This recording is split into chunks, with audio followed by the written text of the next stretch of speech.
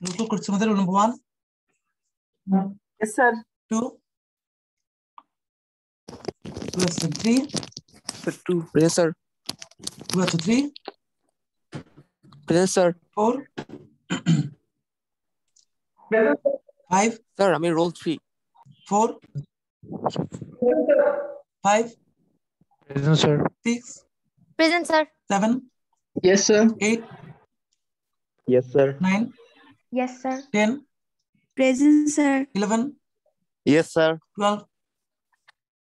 Yes, sir. 13. Yes, sir. 14. Yes, sir. 15. Yes, sir. 16. Yes, sir. 17. Yes, sir. 18. Yes, sir. 19. Yes, sir. 20. Yes, sir. 21. Present, sir. 22. Yes, sir. 23. Present, sir. 25. Present, sir. 26. Yes, sir. 27. Present, sir. 28. Yes, sir. 9. Yes, sir. 30.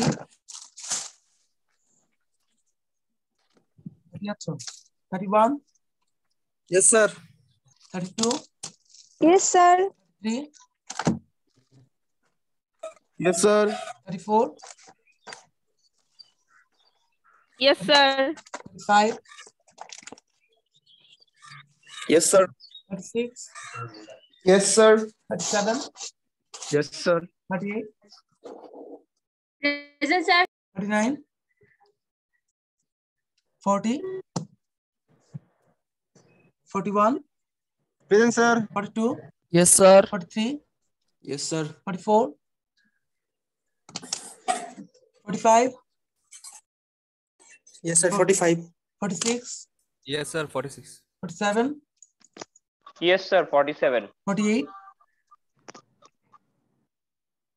49. Yes, sir. 50. Present, sir. 51. Yes, sir. 52. Yes, sir. 53. Yes, sir. 54. Yes, sir. 55. 56. Present, sir. 7. Yes, sir. 58. 59. Yes, sir.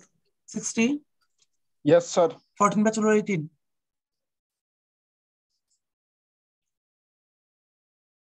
গুলো আবার বলছি role 39, 40, 44, Sir, 44 আছে 48, 55, 58. Slide দেখা যাচ্ছে? জি sir. ওকে, so আমরা last ডেতে ছিলাম যে কিভাবে আমরা ডিফ্রাকশনের মাধ্যমে অ্যানালাইজ করি বোঝার জন্য। তো বেসিক্যালি এগুলো হচ্ছে plane of atoms, atomic plane, and we use x-ray beam. X-ray কাকে বলে বলতে পারবা তোমরা? তোমাদের এক্স-রে সম্পর্কে আইডিয়া আছে? আমরা সেটা ডিটেইল এখানে যাবো না, করছে। হ্যাঁ, আমরা জাস্ট এক্স-রে ওয়েভ যেটা, সেই ওয়েভটাকে এখানে ইউজ করব। এক্স-রে ওয়েভলেন্থ যেটা আছে, আমরা যদি মনোক্রোমেটিক এবং প্যারালাল বিম চিন্তা করি, মনোক্রোমেটিক এবং প্যারালাল বিম দুটো কনসেপ্ট ইউটিলাইজ করা হয়। তার মানে এটা সিঙ্গেল ওয়েভলেন্থ হবে। যেমন ধরো 1.56 অ্যাংস্ট্রম মনে করো এক্স-রে ওয়েভলেন্থ। এটা যদি 1.54 না হয় 5 থেকে 1.6 এই রেঞ্জের উপর থাকে, তখন এটাকে মনোক্রোমেটিক বলতে পারবো না। সো মনোক্রোমেটিক মানে হচ্ছে ওয়েভলেন্থটাকে যত সিঙ্গেল ওয়েভলেন্থে নিয়ে যাওয়া যায়, এটা একটা। এটা কারণ তোমরা দেখবা, বিকজ ওয়েভলেন্থ ভ্যারি করলে আমাদের প্রত্যেকটা ইকুয়েশনের প্যারামিটার ভ্যারি করে, সে কারণে আমরা সিঙ্গেল ওয়েভলেন্থ ছাড়া ইউজ করতে পারবো না। আরেকটা হলো যে প্যারালাল বিম। এই বিমগুলো এসে যখন মেটাল সারফেসে পড়ে, কোনো ম্যাটেরিয়াল সারফেসে, সারফেসের অ্যাটমের যে ইলেকট্রন তার সাথে ইন্টারঅ্যাকশন হয়। ইলেকট্রোম্যাগনেটিক ওয়েভ এক্স-রে ইলেকট্রনগুলোকে ভাইব্রেট করায়, মানে সেই ইলেকট্রনগুলো ইলেকট্রোম্যাগনেটিক ওয়েভের সাথে সিনক্রোনাইজড হয়ে ভাইব্রেট করতে থাকে। And the frequency of the electron is same as the frequency of the electromagnetic wave. And now electron is charged particle. So we know when a charged particle is influenced by a electromagnetic wave by interacting directly with it, then the charged particles start vibrating at the same frequency of the electromagnetic wave, and then it becomes another source of a new electromagnetic wave. That means vibrating electron ta abar notun kore ekta electromagnetic wave create kore. The electromagnetic wave of this beam has the same frequency of the incident beam and the same frequency of the electron. So it is diffraction, but it looks like reflection. That's why sometimes we say reflected beam, sometimes we say reflecting plane, but actually these are diffracting plane and diffracted beams. Clear? So electron beams, X-ray beam will encounter with the electron and will be diffracted. And we'll look for whether interference is constructive or destructive. If constructive, we can get the beam. If destructive, we will not get the beam. Okay, so we will identify the constructive interference and we'll try to understand where the atoms are located. Clear? Okay, so the concept is electron will be vibrated around the atom nucleus.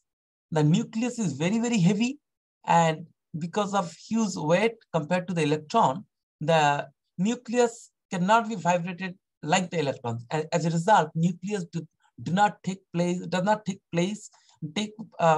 not participate in this diffraction way. Okay, so in this diffraction mechanism, nucleus does not play any role.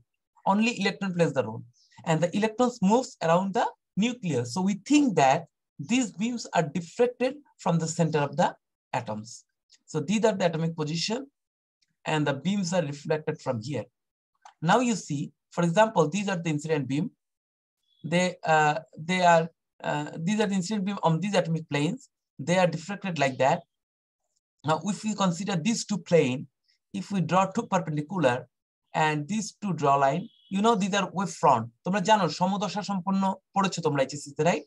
সমদশা সম্পন্ন wave, same phase, straight line যদি draw করো দুটো বিমের মধ্যে, এরা same ফেজে আছে, তাই না? বুঝো এটা? এটা সেম ফেজে আছে। শুনতে পাচ্ছ?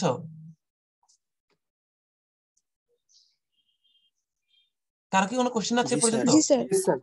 এরা হচ্ছে সমদশা সম্পন্ন, সমদশা সম্পন্ন, কিন্তু এরা at the way এদের পাথ ডিফারেন্স ক্রিয়েট হয়। সেই পাথ ডিফারেন্স বের করার জন্য আমরা সমদশা সম্পন্ন প্যারালাল করে লম্ব টানবো, প্যারালাল করে লম্ব টানবো। তাহলে তাদের পাথ ডিফারেন্সটা কি? QPR, right? কিউপিআর হচ্ছে পাথ ডিফারেন্স, বিকজ এমও সমান এক্স কিউ, আবার এখানে এনও সমান হচ্ছে ওয়াই আর। সো পাথ ডিফারেন্স হচ্ছে কিউপিআর। তার মানে এই দুইটা বিম এই ওয়েটা ক্রস করার সময় সেকেন্ড ওয়েটা কিউপিআর পরিমাণ ডিসটেন্স এক্সট্রা অতিক্রম করেছে। সো আমরা যদি দেখি যে তাদের পাথ ডিফারেন্স হচ্ছে, পাথ ডিফারেন্সটা কি হবে? পাথ ডিফারেন্সটা হবে basically QP plus PR, QP plus PR. তার মানে এই টোটালটা থেকে তুমি যদি এই টোটালটা বিয়োগ করে দাও, আমরা এভাবে করেছি XP plus PY, XP plus PY, আর এখানে এমও প্লাস ওএন, এমও ওএন, তো মাইনাস করলে কি থাকবে? QP plus PR. QP plus PR হচ্ছে পাথ ডিফারেন্স, ঠিক আছে? এখন এই অ্যাঙ্গেলটা যদি থিটা হয়, এটা হবে থিটা, তাহলে ইন্টারপ্লেনার স্পেসিং যদি ডি হয় তাহলে এটা হবে তোমার, যেহেতু এটা অতিভুজ, এটা লম্ব, সো এটা হবে ডি সাইন থিটা। বোঝা যাচ্ছে? পিআর, সরি, এটা সমান হবে ডি সাইন থিটা। তাহলে কিউপি এবং পিআর প্রত্যেককে ডি সাইন থিটা, তারপরে টোটাল ডিসটেন্সটা কত হয়ে যাবে? Twice D sine theta. বোঝা যাচ্ছে? আর আমরা জানি কনস্ট্রাকটিভ ইন্টারফারেন্সের কন্ডিশনই হলো যে যদি দুটি ওয়েভের পাথ ডিফারেন্স ল্যামডার পূর্ণ গুণিতক হয়, তাহলে কি হবে? তাহলে আমাদের শুধুমাত্র কনস্ট্রাকটিভ ইন্টারফারেন্স হবে। তার কোনো কোশ্চেন আছে এখানে? তার মানে দুটো প্লেনের ইন্টারপ্লেনার স্পেসিং যদি ডি হয়, তাহলে তাদের পাথ ডিফারেন্স হচ্ছে টুয়াইস ডি সাইন থিটা। আর থিটাটা কি? থিটাটা হচ্ছে অ্যাঙ্গেল অফ ইনসিডেন্ট বিম। সেই ক্ষেত্রে যদি টুয়াইস ডি সাইন থিটা সমান n ল্যামডা হয়, 1 lambda, 2 lambda, 3 lambda, 4 lambda, only in that case আমরা বিম দেওয়ার পর কনস্ট্রাকটিভ ইন্টারফারেন্স পাবো, আদারওয়াইজ কনস্ট্রাকটিভ ইন্টারফারেন্স পাবো না। আমরা যদি একটু বোঝার চেষ্টা করি যে এগুলো হচ্ছে ওয়েভ, এই ওয়েভগুলোর এই পয়েন্টগুলো হচ্ছে সব সমদশা সম্পন্ন পয়েন্ট, সেম ফেজ, যেটা আমরা এখানে স্ট্রেট লাইন ড্র করছি। স্ট্রেট লাইনে সাইনোসয়েডাল ওয়েভ আছে, সাইনোসয়েডাল ওয়েভের সেম ফেজে আছে। সো এটা ভেলোসিটি এদিকে যাচ্ছে, এগুলো হচ্ছে ওয়েভ ফ্রন্ট। এখানে দেখো সবাই সেম দশা সম্পন্ন, রাইট? সেম দশা সম্পন্ন। ক্লিয়ার? এখন এই পয়েন্টগুলোকে যদি আমি যোগ করি, যে এই পয়েন্টগুলোকে খেয়াল করো, এই পয়েন্টগুলোকে যদি যোগ করি এবং একটা সেন্টার সোর্স থেকে, ইলেকট্রন কিন্তু সব দিকে ইনসিডেন্ট বিমকে ডিফ্লেক্ট করে, রাইট? আমি এখানে যদিও দেখাচ্ছি ইলেকট্রন এদিকে দিচ্ছে, আসলে ইনসিডেন্ট বিম পড়ার পর ইলেকট্রন এখান থেকে সার্কুলার করে সব দিকে ডিফ্লেক্ট করবে, every direction. Clear? So every direction যদি করে, তাহলে আমি যদি এটাকে ইলেকট্রনের সেন্টার মনে করি, তাহলে এই ওয়েভটা খালি ডান দিকে না, এই ওয়েভটা কিন্তু বৃত্তের মতো সব দিকে যাবে। সো আমি যদি এই ওয়েভ ফ্রন্টের উপর একটা লাইন টানি, that will create a circle. সবাই ক্লিয়ার? সেন্টার থেকে এই যে স্ট্রেট লাইন, এই স্ট্রেট লাইন হচ্ছে গ্রিন লাইনটা, ভেলোসিটি ইন্ডিকেট করছে এই স্ট্রেট লাইনটা, ভেলোসিটি। সো এই ওয়েভ গুলো সব দিকে আছে। সো আমি যদি ওয়েভ ফ্রন্টের উপর অ্যাড করি, এরকম করে একটা সার্কেল তৈরি হয়ে যাবে। সেই সার্কেল তৈরি হচ্ছে, এগুলো সার্কেল আর। তাহলে এগুলো হচ্ছে বিভিন্ন ওয়েভ ফ্রন্ট। কার কোনো কোয়েরি আছে এখানে? এগুলো হচ্ছে ওয়েভ ফ্রন্ট। এই ওয়েভ ফ্রন্ট গুলোকে আসলে আমরা এখানে দেখাচ্ছি শর্টলি, তোমাদের বইতে এভাবে দেখাচ্ছে, but basically this is the wave front. আমরা যদি আরেকটু ডিটেইলে দেখি, দেখো মনে করো দুইটা স্লিট দিয়ে আমার ওয়েভ গুলো চলে গেল, এগুলো হচ্ছে এই ওয়েভ ফ্রন্ট গুলো, এগুলো হচ্ছে এই ওয়েভ ফ্রন্ট গুলো। তো দুটো ওয়েভ ফ্রন্ট যখন ইন্টারঅ্যাকশন করে কয়েকটা পয়েন্টে, দেখো তখন কিন্তু কনস্ট্রাকটিভ ইন্টারফারেন্স হতে পারে। যে জায়গাগুলো ব্ল্যাক, যেখানে ডিস্ট্রাকশন সেখানে ব্ল্যাক হয়ে গেছে, যে জায়গাটা কনস্ট্রাকটিভ সেখানে ব্রাইট হয়ে গেছে।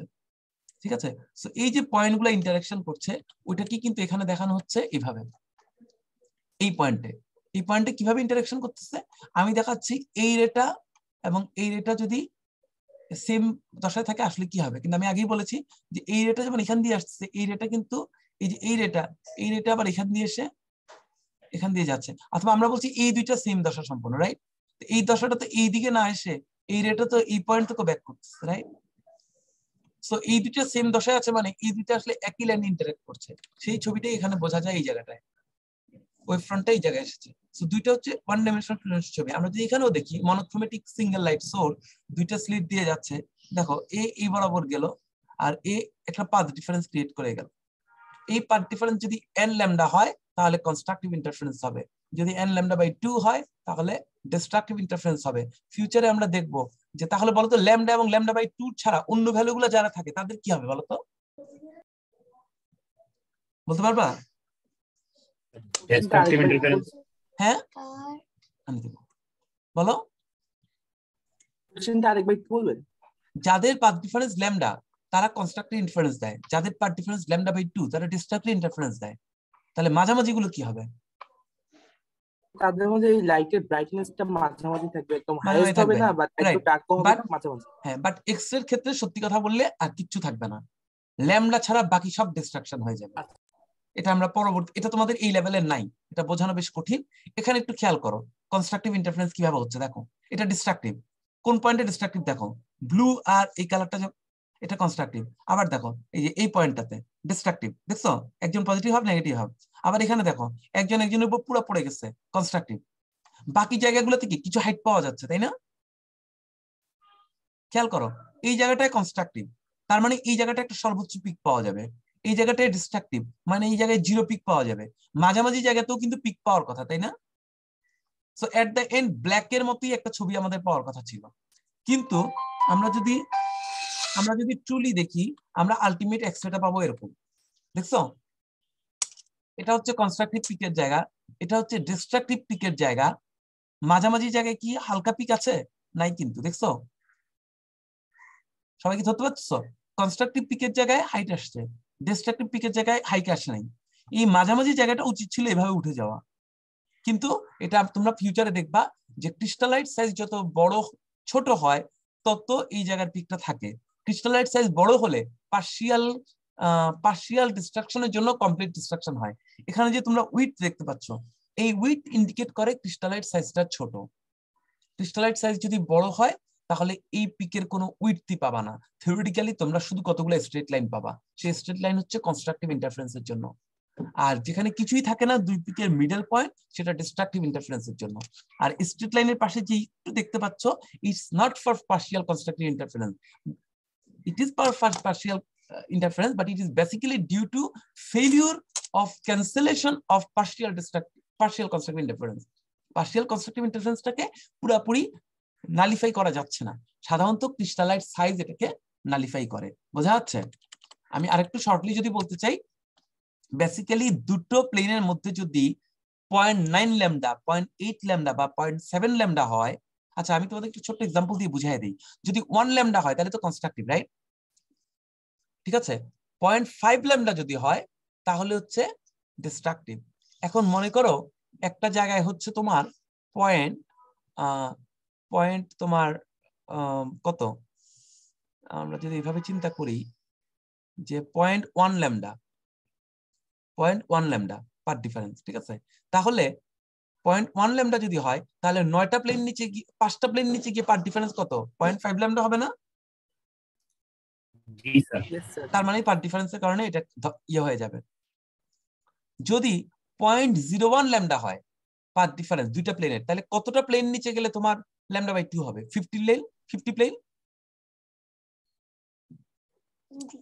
যদি 0.01 পার ডিফারেন্স হয় তাহলে 0.5 ল্যামডা পার ডিফারেন্স জন্য কয়টা প্লেন লাগবে? 50টা প্লেন লাগবে না? 50টা। তার মানে 50টা প্লেনের নিচে থেকে সেটা ডিস্ট্রাকশন হয়ে যাবে। সে কারণে যতই ডিফারেন্স থাকুক কেউ না কেউ নিচে কোথাও না কোথাও গিয়ে ল্যামডা বাই 2 করবেই। অ্যাজ এ রেজাল্ট ওগুলা কখনোই আসবে না। শুধুমাত্র পার ডিফারেন্স যদি ল্যামডা হয় তাহলে 2টা হলে 2 ল্যামডা, 3টা হলে 3 ল্যামডা, 4টা হলে 4 ল্যামডা, কখনোই ল্যামডা বাই 2 হবে না। আদারওয়াইজ অন্য যে কোনো ভ্যালু পার ডিফারেন্স ক্রিয়েট করবে। এবং আমরা দেখতে পাচ্ছি যে 0.1 কে নালিফাই করতে হলে কয়টা প্লেন লাগে? 50টা প্লেন লাগে, রাইট? 0.01 কে করতে হলে 100টা প্লেন লাগে। তার মানে হলো যত কাছে তুমি ডিস্ট্রাকটিভ ইন্টারফারেন্স চাবা তোমার ক্রিস্টালকে তত বড় হইতে হবে। তার মানে এই যে 25 এ অ্যাঙ্গেল আসছে, আমি যদি 25.01 এ ডিস্ট্রাকশন করতে চাই তাহলে কয়টা প্লেন লাগবে বলো তো? 100টা প্লেন। বোঝা যায়? 25.1 এ যদি ডিস্ট্রাকশন করতে চাই তাহলে আমার লাগবে 50টা প্লেন। এই জন্য ক্রিস্টালাইট সাইজ যত বড় হয় ততই এক্সাক্ট পিকের ডান বামের সব নালিফাই হয়ে একটা শর্ট পিক পাওয়া যায়। ক্রিস্টালাইট যদি ছোট হয় তখন পিকটার উইথ বেড়ে যায়। যাই হোক, এগুলো ডিটেল তোমাদের নাই, শুধু তোমরা এটুকুই বুঝবা যদি পাথ ডিফারেন্স ল্যামডা হয় তাহলে তোমরা কনস্ট্রাকটিভ ইন্টারফারেন্স পাবা, যদি পাথ ডিফারেন্স ল্যামডা বাই 2 হয় পাবা না। বলো।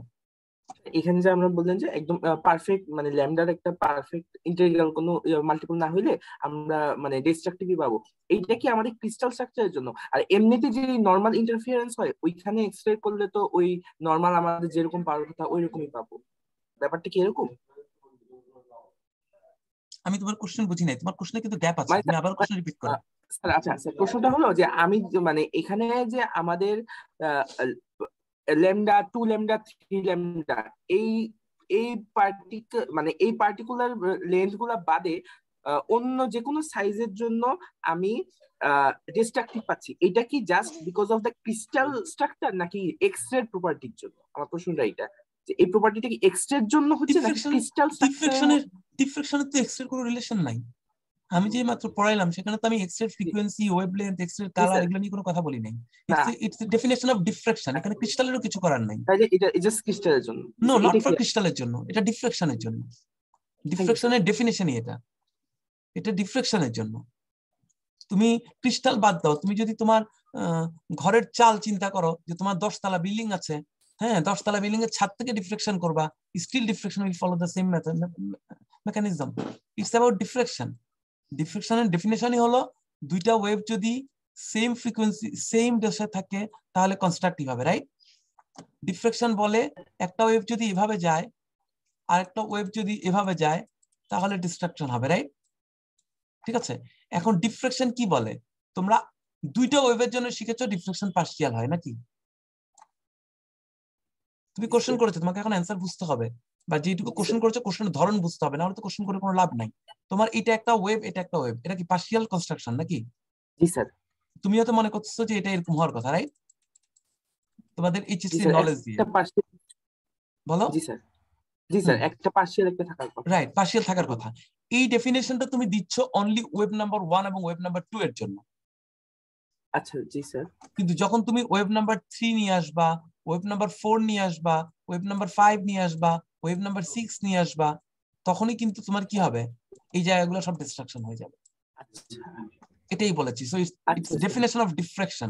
তোমরা এইচএসসি তে খালি দুইটা ওয়েভ দিয়ে শিখছো, কিন্তু এখন আমি বলছি ক্রিস্টালের বিভিন্ন প্লেন থেকে অনেকগুলা ওয়েভ আসবে, সো তখন এটা ডিস্ট্রাকশন হয়ে যাবে। সো দুইটা ওয়েভ আসলে ডিস্ট্রাকশন হবে না। 0.1 ল্যামডা যদি, যেমন এই দুইটার মধ্যে তো পার্ট ডিফারেন্স আছে না? যদি আমি ধরি 0.1 ল্যামডা, তার মানে যদি 50টা ওয়েভ নাও 10 নাম্বার 50টা ক্যান্সেল হয়ে যাবে। 0.1 হইলে পাঁচটা, হ্যাঁ পাঁচটা ওয়েভ, মানে এটা মনে করো একটা ওয়েভ, 2 নাম্বারটা এটা 0.1, 3 নাম্বারটা এটা, 4 নাম্বারটা এটা, 5 নাম্বারটা এটা, তখন এই 5 নাম্বার 1 নাম্বারকে নালিফাই করবে, 2 নাম্বার 6 নাম্বারকে নালিফাই করবে, 3 নাম্বার 7 নাম্বারকে নালিফাই করবে। So it's basically deflection definition, কিন্তু তোমরা এই জিনিসে দুইটা দিয়ে পড়েছো। ক্লিয়ার? সো এখন আমরা বলছি এখন আমরা বলছি যে এগুলো সব আসে ক্রিস্টালের নিচের প্লেনগুলো থেকে, সেই কারণে। So basically it happen for crystal, but it's the basic definition of diffraction, not due to wavelength of XRD. Clear? Okay. Yes sir, thank you. আচ্ছা, আমরা আবার আমাদের ইয়েতে চলে যাই। সো যদি ল্যামডা পার্ট ডিফারেন্স হয় শুধুমাত্র তখনই আমরা প্লেনগুলোকে দেখতে পাবো। এখন মনে করো এটা একটা সিম্পল কিউব, সিম্পল কিউবের 100 প্লেন এটা। আচ্ছা, ওই জায়গাটা যাওয়ার আগে আরেকটা জিনিস বলি। আমরা বলেছি, এখানে ডিস্টার্ব করতেছে এখন,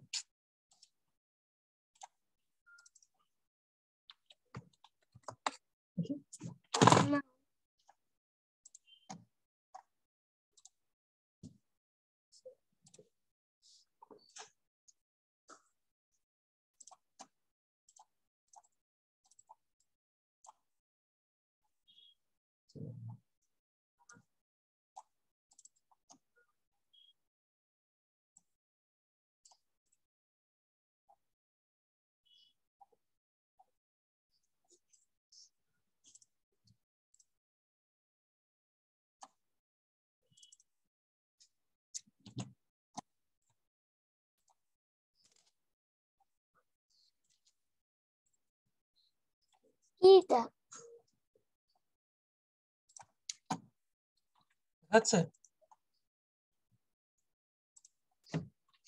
দেখা যাচ্ছে এখন? জি স্যার। এখন দেখো, আমরা বলছিলাম যে n ল্যামডা সমান টুয়াইস ডি sin থিটা। এর মানে কি? এর মানে হলো n ল্যামডা মানে এটা 1 ল্যামডা হতে পারে, এটা 2 ল্যামডা হতে পারে, এটা 3 ল্যামডা হতে পারে, এটা 4 ল্যামডা হতে পারে, রাইট? এটাকে আমরা অর্ডার অফ ডিফ্রাকশন বলি, অর্ডার অফ ডিফ্রাকশন।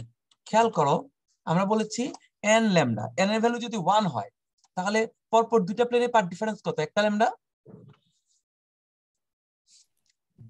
যদি 2 ল্যামডা হয় তাহলে পরপর দুইটা প্লেনের পার্ট ডিফারেন্স কত? 2 ল্যামডা। যদি 3 হয় তাহলে পরপর দুটো প্লেনের পার্ট ডিফারেন্স হচ্ছে 3 ল্যামডা। ঠিক আছে? আচ্ছা, এখন এখানে একটা ছোট্ট বিষয় আছে, যদি 3 ল্যামডা হয় তাহলে 300 প্লেন। আচ্ছা, তাহলে আমরা বলছি যদি 1 ল্যামডা হয় এটা হবে first order diffraction of 100 plane. এগুলোকে যদি 100 ধরি, 2 হলে আমরা এটা করব second order diffraction of 100 plane. এটা যদি 3 ল্যামডা হয় আমরা বলবো third order diffraction of 100 plane. বুঝতেছো সবাই?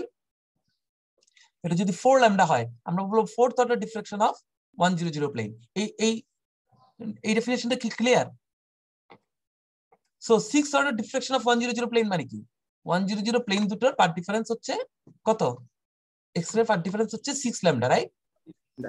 আচ্ছা, এখন আমাকে একটা জিনিস বলো, মনে করো 100 প্লেনের দুটো ওয়েভের পার্ট ডিফারেন্স হচ্ছে 3 ল্যামডা, তাহলে এটা 100 প্লেনের জন্য কত অর্ডার ডিফ্রাকশন হবে? 100 প্লেনের third order diffraction, right? Yes sir. Three order diffraction. এখন বলো 100 প্লেনের পার্ট ডিফারেন্স যদি 3 ল্যামডা হয় তাহলে 300 প্লেনের পার্ট ডিফারেন্স কত হবে? 1 lambda. Yes sir.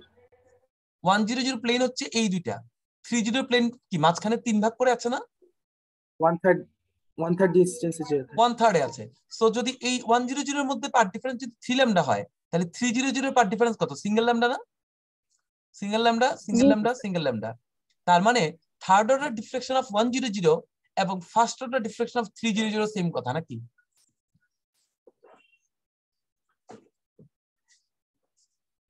First order diffraction of 100, sorry, third order diffraction of 100 এবং first order diffraction of 300 same কথা।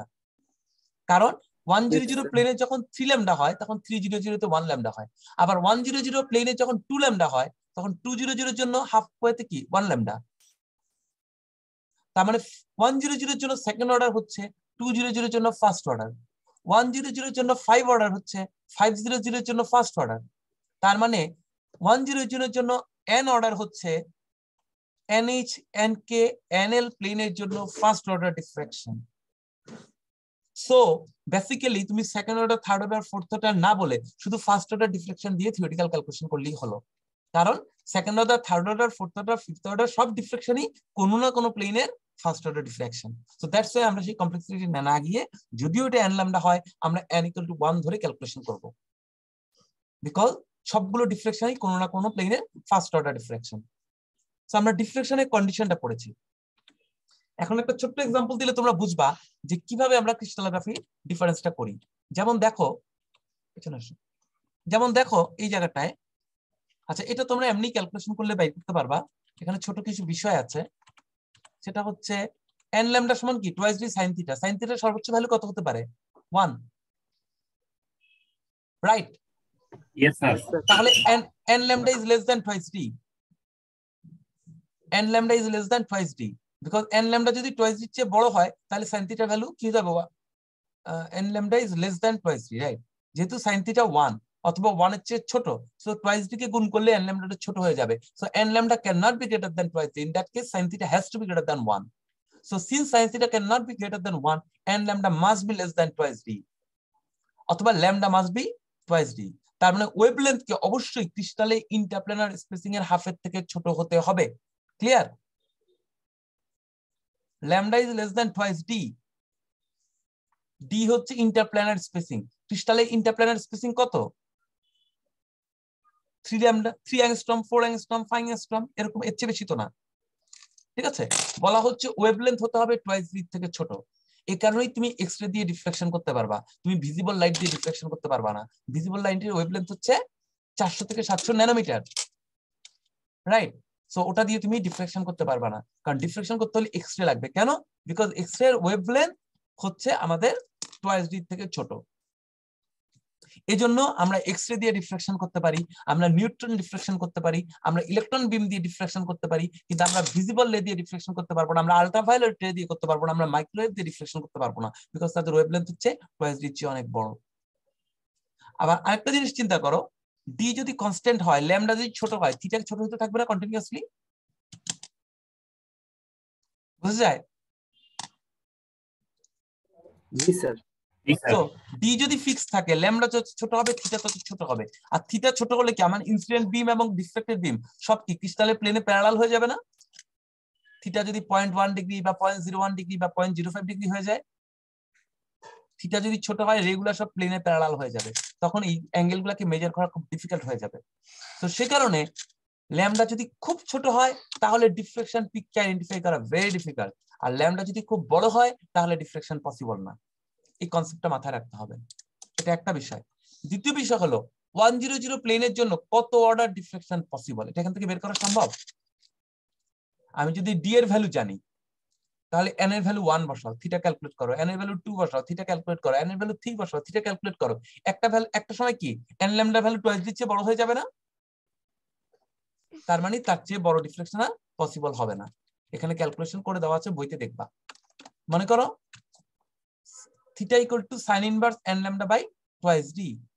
আমি যদি n এর ভ্যালু 1 বসাই 40 ডিগ্রি, তার মানে 40 ডিগ্রিতে ফার্স্ট অর্ডার ডিফ্লেকশন হবে 40 এর জন্য। আমি যদি n এর ভ্যালু 2 বসাই তাহলে 1.3 ডিগ্রি, তার মানে 1.2 ডিগ্রিতে আমার সেকেন্ড অর্ডার ডিফ্লেকশন হবে, n lambda by twice d second order deflection হবে। এভাবে করে কোন একটা প্লেনের জন্য আমরা চাইলে, তোমার এখানে 1.181 ধরেছে ওই প্লেনটার ইন্টারপ্ল্যানার স্পেসিং, একটা পর্যায়ে গেলে দেখবা এটা আনডিফাইন্ড হয়ে যাচ্ছে when this is greater than 1। এটা তো স্যার n = 2 এর জন্য আনডিফাইন্ড হবে। 1.30 তো sin থিটার ভ্যালু না, এটা 1 এর চেয়ে বড় আসছে। আচ্ছা তাহলে এখানকার জন্য আর যাবে না, এটা এখানকার জন্য যাবে না। এখানে কত ধরেছে? 1.54 ধরেছে, তাই না? 1.54 এর জন্য একের বেশি সম্ভব না, কিন্তু তুমি যদি ওয়েভলেন্থ 0.209 নাও তাহলে দেখো কতগুলো সম্ভব, সম্ভবত অনেকগুলো বেশি সম্ভব হবে। এখানে যদি 10-11টা দেখানো হচ্ছে, ক্যালকুলেশন করে দেখতে পারো। তার মানে ল্যামডার ভ্যালু যদি তুমি ছোট করে দাও, 1.54 এর জায়গায় 0.209 বসায় দাও, তাহলে কিন্তু তোমার সেকেন্ড অর্ডার না, second, third, fourth, fifth, six অনেক অর্ডার সম্ভব হবে। বোঝা যাচ্ছে? ক্লিয়ার? আচ্ছা, এখানে সেকেন্ড অর্ডার পসিবল না মানে কি? তুমি 200 প্লেনকে আইডেন্টিফাই করতে পারবা এই ওয়েভলেন্থ দিয়ে? Because second order second order 100 মানে 200 first order, so second order অবশ্যই পসিবল হতে হবে। সেকেন্ড অর্ডার যদি পসিবল না হয় তাহলে তুমি 200 ফার্স্ট অর্ডার কিভাবে করবা? তুমি যদি 10th অর্ডার করতে পারো তাহলে 1000 ফার্স্ট অর্ডার পারবা। এই জন্য তোমাকে ছোট ওয়েভলেন্থে যেতে হবে। ইন্টারপ্ল্যানার স্পেসিং সাধারণত এত হয় না, এটা অনেক বড়। তো আমরা এখানে বলেছি যে কিভাবে এক্সরে কাজ করে, কিভাবে কনস্ট্রাকটিভ ইন্টারফারেন্স হয়। আমরা দেখালাম যে এক্সরে বিমের ওয়েভলেন্থ ছোট হতে হবে টুয়াইস ডির চেয়ে, কিন্তু খুব ছোট হলে আইডেন্টিফাই করা যাবে না। আমরা দেখালাম যে তোমার ক্রিস্টাল সাইজের কারণে এক্সাক্ট কনস্ট্রাকটিভ ইন্টারফারেন্স ছাড়া বাকি সব জায়গায় ডিস্ট্রাকশন হয়, এবং এট দ্য এন্ড আমরা nth অর্ডার দেখিয়েছি। এখন লাস্ট যে এক্সাম্পলটা দেখাবো ইটস ভেরি ইম্পর্টেন্ট। এটা হলো তোমরা একটা জিনিস এখন বুঝতে পারবা যে এক্সরেতে ফর এক্সাম্পল তুমি যদি দেখো এরকম পিক আসছে, সিম্পল কিউব বিসিসি, হ্যাঁ সিম্পল কিউব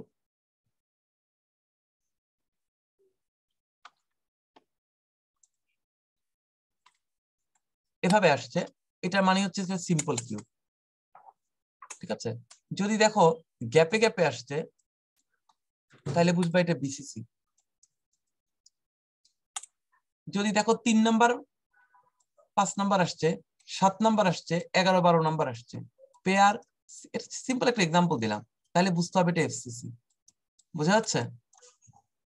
কারণ এটা 100 প্লেন, এটা 200 প্লেন। বিসিসির ক্ষেত্রে 200 প্লেন আসে না, বিসিসির ক্ষেত্রে 300 আসে সিম্পল, কিন্তু বিসিসির ক্ষেত্রে 400 আসে না। বোঝা যায়? সুতরাং আমরা এক্সরে দেখি বলে দিতে পারি এটা সিম্পল কিউব না বিসিসি। কেন এটা হলো, কেন এটা হলো সেটা আমরা একটু দেখি। এখানে দেখো মনে করে এটা হচ্ছে 100 প্লেন, তাহলে 200 প্লেনটা কি মাঝখানে না? ঠিক আছে। এখন মনে করো 100 প্লেনের জন্য ডিফ্লেকশন হয়, তাহলে আমরা কি বলবো? পার্ট ডিফারেন্স সমান twice d 001 sin θ 001 on two lambda, ঠিক আছে না? যদি 100 প্লেনের জন্য 100 প্লেনের জন্য যদি কনস্ট্রাকটিভ ইন্টারফারেন্স হয় তাহলে ডেল্টা পাথ ডিফারেন্স সমান হবে টুয়াইস ডি sin θ = ল্যামডা, তাই তো? আমরা ধরে নেই যে 200 প্লেন থেকেও মনে করি বিসিসির ক্ষেত্রে অ্যাটম কিন্তু মিডলে থাকে, রাইট? অ্যাটম মিডলে থাকে।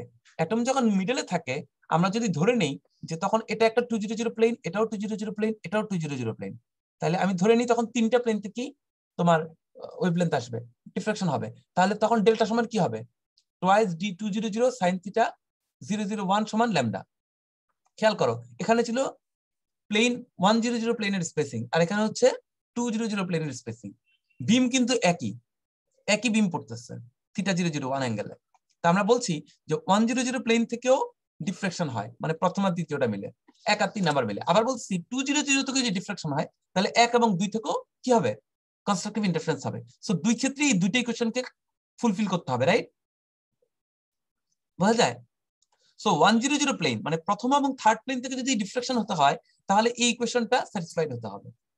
আর যদি প্রথম দ্বিতীয় তৃতীয় সব প্লেন থেকে ডিফ্রাকশন হতে হয় তাহলে সেকেন্ডটাকে ফুলফিল করতে হবে। প্রথমটার ক্ষেত্রে D001 প্লেন গ্যাপ, আর দ্বিতীয়টার ক্ষেত্রে D002 গ্যাপ। এটা বুঝতেছো সবাই? আমাদের কনস্ট্রাকটিভ ইন্টারফারেন্সের কন্ডিশনই হচ্ছে twice interplanar spacing into sine angle সমান ল্যামডা। সো 001 প্লেনের ক্ষেত্রে 001, 002 এর ক্ষেত্রে 002, angle is fixed, lambda has to be fixed. এখন আমরা যদি এই দুটো ইকুয়েশন থেকে sin θ এর ভ্যালু বের করি তাহলে এখানে আসবে delta divide by 2d001 equal to del divide by এখানে ডেল্টা ডিভাইড বাই 2d002, ঠিক আছে? এখন আমরা দেখি, তোমাদেরকে এই ইকুয়েশনটা আগেই দেখানো হচ্ছে, মনে আছে?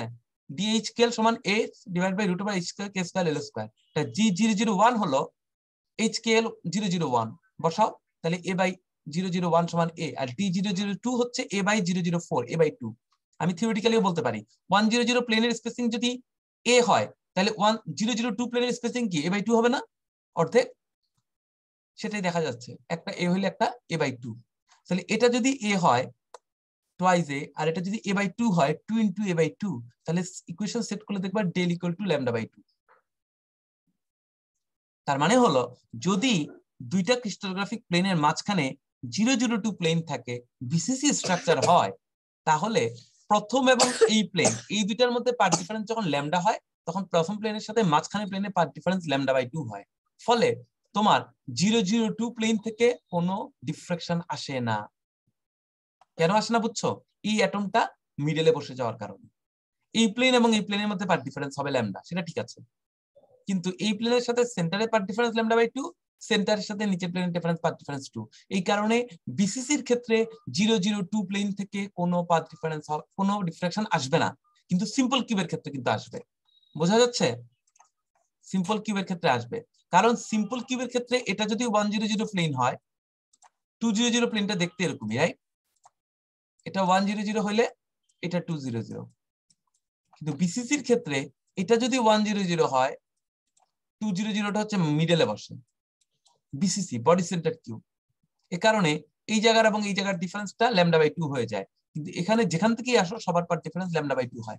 এই জন্য সিম্পল কিউবের ক্ষেত্রে 100, 200, 300 সব প্লেনে পিক পাওয়া যায়, কিন্তু বিসিসির ক্ষেত্রে 100 পাওয়া যায়, 200 পাওয়া যায় না, 300 পাওয়া যায়, 400 পাওয়া যায় না। ক্লিয়ার? সবাই বুঝতে পারছো? শোনা যাচ্ছে? সো এটাকে আমরা এখন তোমাদের কিন্তু এগুলো সব ডেরিভেশন দেখানো যাবে না এখানে, আমরা শুধু ইকুয়েশনটা বলি। এজন্য আমরা বলি HKL 100, 200, 300, ভুল করছি, প্রথম প্লেনটা হবে 100, তারপর 110, তারপর 111, তারপর 200, তারপর 210, তারপর 211। h², k², l² কত হয় দেখো তো? আমরা সাধারণত এইভাবে প্লেনের পাওয়ারটা লিখি। 100 এর জন্য 1, 110 এর জন্য 2, 111 এর জন্য 3, এটা 2 দুগুণে 4, এটা 2 দুগুণে 4 আর 1 এ 5, এটা হচ্ছে 211 মানে 6, রাইট? বুঝতেছো? তারপরে কি হবে? 221, 221 হবে? হবে না। 7 কততে হবে? 4, 3 তে হবে না, 7 মনে হবে না, রাইট? 7 হবে না, 8 হবে। 220, 220 তো হচ্ছে 8, 221 কত হবে? 9। এখানে আবার 300 প্লেনও আসবে, ওর জন্য 9 হয়। বোঝা যাচ্ছে? 310 এটা হচ্ছে 10। এখন বলো সিম্পল কিউবের সবার জন্য আসবে, রাইট? সিম্পল কিউবের সবার জন্য ডিফ্রাকশন হবে। তোমরা কি শুনতে পাচ্ছ? জি স্যার। বিসিসির ক্ষেত্রে 200 আসবে না, 400 আসবে না, 211 আসবে না, এগুলো আমরা দেখাতে পারবো এইভাবে। 220 আসবে না। তার মানে কি? তুমি যদি h² k² l² কে প্লট করো তাহলে সিম্পল কিউবে প্রত্যেকটা পিকের জন্য আসবে, আর বিসিসি তে ইভেন্ট গুলাতে আসবে না। বোঝা যাচ্ছে? বিসিসি তে ইভেন্ট গুলা আসবে না।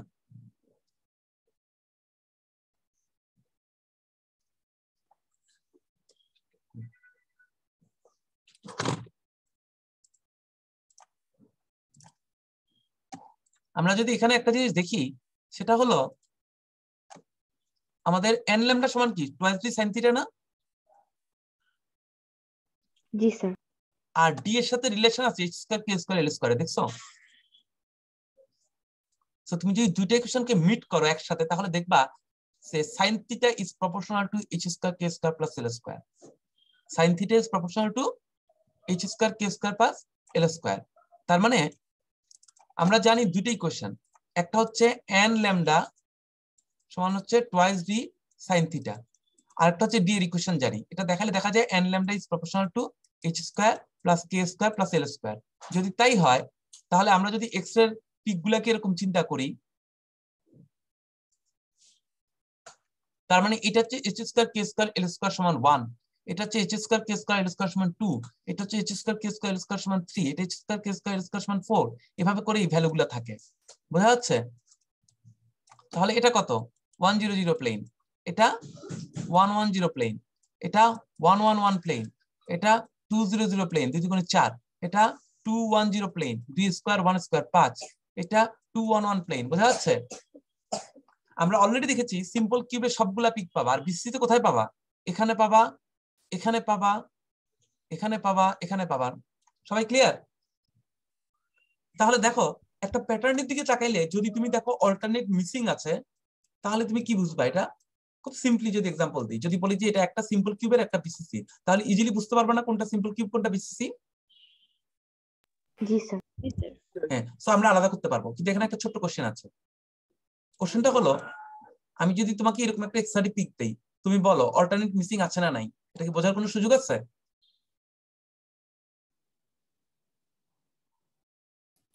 স্যার নিচে লেবেলিং করা না থাকলে তো এটা কি সিম্পল কিউব নাকি বিসিসি বলো, বলতে পারবা? অন্য ইনফরমেশন না দেওয়া না থাকলে তো খালি বোঝা যাবে না, বোঝা যাবে না, কারণ তোমার তো বোঝা দরকার আরেকটার সাথে রিলেশন কম্পেয়ার করে, রাইট? আচ্ছা, এখানে এখানে একটা ট্রিক্স আছে। ট্রিক্সটা হচ্ছে, দেখো এটা যদি 1 হয়, এটা যদি 2 হয়, এটা যদি 3 হয়, এটা যদি 4 হয়, এটা যদি 5 হয়, এটা যদি 6 হয়, সিম্পল কিউব যদি হয়, এখানে 8 আসবে। আমরা কি 7 বানাইতে পারি কোনো প্লেন দিয়ে? দেখছো কোনো এইচ স্কয়ার কে স্কয়ার এল স্কয়ারের যোগফল 7 হয় না। তার মানে সিম্পল কিউবের ক্ষেত্রে তুমি দেখবা 6টা স্পেসিং এর পরে 7 নম্বরে একটা গ্যাপ আছে। ক্লিয়ার? কিন্তু এটা যদি বিসিসি হয়, এটা যদি বিসিসি হয়, তাহলে কি হবে? 2 নম্বরে ফার্স্ট পিক, 4 নম্বরে সেকেন্ড পিক, 6 নম্বরে থার্ড পিক, 4th না 8 পিক, 8 এর জন্য, তারপরটা 10 এর জন্য, তারপরটা 12 এর জন্য, তারপরটা 14 এর জন্য। তার মানে বিসিসির ক্ষেত্রে দেখবা একই গ্যাপে 7টা পিক আছে। তার মানে এরা 1 2 3 4 5 6 7 এর জন্য না, এরা 2 4 6 8 10 12 14 এর জন্য। কিন্তু যদি দেখো 6টা পিকের পরে গ্যাপ দিয়ে আসছে, তার মানে এরা 2 4 6 8 এর জন্য না, এরা 1 2 3 4 5 6 এর জন্য। ক্লিয়ার? সো এখন তোমাকে আমি যদি এভাবে দেই, দিয়ে বলে এটা সিম্পল কিউব না বিসিসি, তুমি এখন আর বলবা না আরেকটা পিক দেন, তুমি আমাকে বলবা যে কমপক্ষে 8টা পিক দেন। যদি 7টা পিক পর পর থাকে ইকুয়াল, তার মানে এটা হচ্ছে 2 4 6 8 10 12 14, এটা হচ্ছে বিসিসি। আর যদি 7 নম্বর পিক না থাকে, তাহলে এটা সিম্পল কিউব। এটা জাস্ট একটা ছোট্ট এক্সাম্পল দিলাম তোমাদেরকে। XRD is much much much much complicated than ever you can think. So আমরা সেখানে যাব না। আমরা আগের দিনও তোমাকে আমি দেখাইছি, আমরা এক্সআরডি হিউজ কমপ্লিকেটেড, আমরা অনেক বিশাল বিশাল সফটওয়্যার দিয়ে এগুলোকে অ্যানালাইজ করতে হয়। কারণ একটা সিম্পল কিউব আর বিসি আমরা বললাম, ক্রিস্টালের মধ্যে একটা সিম্পল ম্যাটেরিয়ালই প্রায় few hundred Times crystallography show করে। বিভিন্ন ম্যাটেরিয়াল যখন একসাথে হয়ে যায়, তখন থাউজেন্ড মিলিয়নস অফ টাইপস চলে আসে। তো বেসিক্যালি বিভিন্ন সফটওয়্যারের হেল্প নিয়ে অ্যানালাইজ করে আমরা ফাইন্ড আউট করতে পারি যে আমি কি ম্যাটেরিয়ালটা পেয়েছি, এটা কি, এটা ল্যাটিস সাইজ কত, প্যারামিটার কত, এটসেট্রা এটসেট্রা এটসেট্রা। তো তোমাদেরকে শুধু এইটুকুই বোঝায় দেওয়ার চেষ্টা করলাম আমি একটা ক্লাসে, এক্স-রে কিভাবে ডিফ্রাকশন হয় একটা এক্সাম্পল দিয়ে বুঝাই দিলাম। দেখো ক্রিস্টালের একটা অ্যাটম সরে গেলেই প্যাটার্নে একটা চেঞ্জ চলে আসে, ফিঙ্গারপ্রিন্টে একটা চেঞ্জ চলে আসে। সিম্পল এইটুকু বোঝানোর জন্যই তোমাদেরকে আমরা ইয়ে করেছি, এটা দেখালাম আর কি। একটা জিনিস এখানে আর কিছু নাই, দেখানো যাবে না, ঠিক আছে? সো এই হলো মোটামুটি তোমাদের এক্স-রে। আমরা আরেকটা ক্লাসে মনে হয় এক্স-রে দেখাবো, সেখানে হচ্ছে হ্যাঁ নেক্সট কালকে আমরা জাস্ট ছোট একটা ম্যাথ হয়তো দেখাবো, আর এক্স-রে কিভাবে, এক্স-রে ডিফ্রাকশনটা কিভাবে করে মেথডটা সম্পর্কে একটু বলবো, বললে আমাদের এক্স-রে চ্যাপ্টার শেষ। তোমরা 2 নম্বর ক্লাস শেষটা তো দাও নাই এখনো, তাই না? না স্যার। হ্যাঁ, 2 নম্বর ক্লাস টেস্টটা তোমরা 2 তারিখে দিবা, তাই তো? তোমাদের 3 নম্বর ক্লাস টেস্টটা হবে এক্স-রে এবং স্টেরিওগ্রাফিক প্রজেকশনের উপর। এক্স-রে কিন্তু কালকেই শেষ।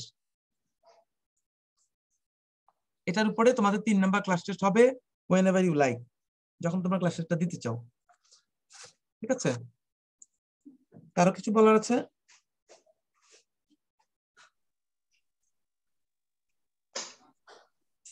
স্যার আমি রোল 58 স্যার, আমার ইন্টারনেটের জন্য 10 মিনিট পরে জয়েন দিয়েছি স্যার, ডিসকানেক্ট হয়ে গেছে। একটু দাঁড়াও, রোল কত? 58 স্যার। 58। আচ্ছা, রোল 39 এসেছো? 39 40 স্যার 40 এসেছি স্যার, 40 একটু লেটে জয়েন দিয়েছিলাম। 40 এসেছো, 48 55 48 55 স্যার 48 এসেছি স্যার, 55। আচ্ছা, 14 ব্যাচ রোল 18, ঠিক আছে? আমরা আগামী ক্লাসে আমরা সিমেট শেষ করব, এক্স শেষ করব। বলো স্যার, আমাদের সিটি 1 তারিখে হওয়ার কথা ছিল। 1 তারিখ না 2 তারিখ? 2 তারিখ বলেছিলাম স্যার 1 তারিখ মঙ্গলবার। ঠিক আছে, সমস্যা নেই। 1 তারিখ মঙ্গলবার। আমাকে একটু সোমবার রাতে সিআর মনে করাই দিও, হ্যাঁ? মঙ্গলবারে দুপুরে, তাই না? জি স্যার। 1 তারিখ, রাইট রাইট, 1 তারিখ টিউজডে, ঠিক আছে। আর তোমাদের বুধবারে হচ্ছে আমরা রেসিপ্রোকাল ল্যাটিস পড়াবো একদিন। এরপরে তোমাদের মনে হয় আরো কয়টা উইক বাকি আছে জানো? 3টা উইক না? জি স্যার। ওই সময় আমরা শুধু সিমেট্রি পড়বো এবং আমাদের নিউ সিলেবাসে অ্যাডিশনাল মেটালজি কিছু জিনিস করবো। আজকে এই পর্যন্তই। তোমাদের লেকচারগুলো কিন্তু আপলোড করে দেওয়া হয়েছে টিমসে, তোমরা এটা পাবা, ঠিক আছে? ওকে, থ্যাংক ইউ।